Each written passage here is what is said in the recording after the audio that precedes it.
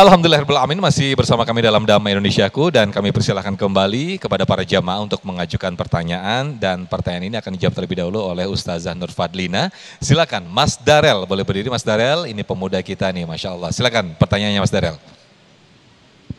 Ya sudah nyala Mas. Ya udah nyala. Oh, ya. Bismillahirrahmanirrahim. Assalamualaikum warahmatullahi wabarakatuh. Waalaikumsalam warahmatullahi wabarakatuh. Nama saya Muhammad Darel Adli Ginanjar. Izin bertanya Ustazah, bagaimana sih cara mengatasi para remaja-remaja yang sudah jarang sholat 5 waktu atau mengaji? Di mana pada zaman sekarang mereka sudah terikat dengan teknologi, terutama teknologi gawai. Terima kasih. Baik, akhirnya dengan teknologi gawai terlena tuh ya sholat 5 waktunya ya, Masya Allah. Silakan, terima kasih Mas Darel, boleh duduk kembali. Ustazah Lina, silakan. Bismillahirrahmanirrahim. Kemajuan teknologi, kemajuan digitalisasi memang hal yang nggak bisa kita tolak lagi ya untuk saat ini. Bapak, Ibu, udah nggak bisa nih kita anti-anti sama handphone gitu kan, anti-anti sama kemajuan teknologi lainnya, apalagi generasi-generasi sekarang pasti sangat menikmati dengan kemajuan teknologi yang ada, pasti sangat senang dengan handphonenya masing-masing. Nah maka kemajuan teknologi yang ada itu dimanfaatkan dalam hal-hal yang baik, dimanfaatkan untuk hal-hal kebaikan. Apa nggak boleh main game? Apa nggak boleh main medsos? Boleh. Tapi seimbangkan juga dengan hal-hal kebaikan. Saya pribadi, anak-anak saya di rumah, itu kami masih main game, masih bermain medsos. Tapi kita seimbangkan dengan kewajiban-kewajiban dunia. Kewajiban-kewajiban yang disyariatkan oleh Islam.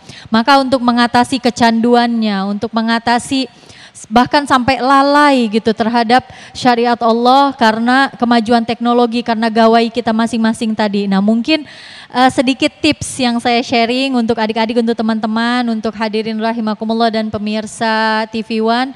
Mungkin bisa pertama kita cari atau bangun komunitas yang baik. Kan sekarang banyak tuh kajian-kajian baik online maupun offline atau media-media pengembangan diri yang baik. Supaya kita nggak fokusnya sama gadget kita aja, fokus sama komunitas-komunitas yang baik.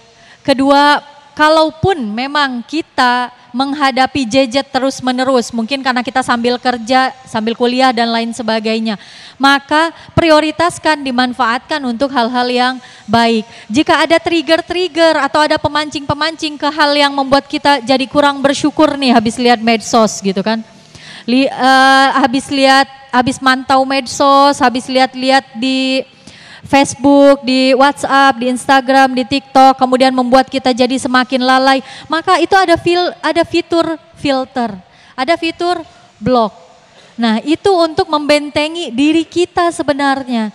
Jadi semuanya terpulang kepada diri kita sendiri. Bagaimana kita mengontrol diri kita sendiri dengan fitur-fitur yang sudah disiapkan juga sebenarnya oleh kemajuan teknologi. Jadi kita bisa filter, kita bisa blok hal-hal yang mungkin kurang bermanfaat. Hal-hal yang mungkin nantinya akan membawa madorot bagi kehidupan kita. Follow lah gitu, komen lah terhadap akun-akun yang memang baik. Ikuti akun-akun yang memang bermanfaat bagi kehidupan kita. Kalau kita anggapnya akun-akun tersebut akhirnya membuat kita mudah menyerah, membuat kita kufur nikmat Allah, membuat kita lupa untuk bersyukur, apalagi lupa untuk menjalankan syariat-syariat Allah, maka tinggalkan. Kemudian yang tidak lupa lagi kepada seluruh generasi, selain kita beribadah, jangan lupa juga untuk sering-sering kita bertaubat. Karena kita nggak akan pernah bisa, nggak akan pernah mampu menghitung dosa-dosa kita sebanyak apa, dosa-dosa kita seperti apa, dosa kita menggunungnya semana. Maka kalau sering-sering bertaubat, insya Allah nanti kebaikan dari Allah pun akan datang dari arah dan jalan mana saja. Wallahu a'lam bishawab. Amin, terima kasih Ustazah Lina. Kalau bahasa sekarang itu mencari atau memilih circle begitu ya Ustazah ya, circle yang baik.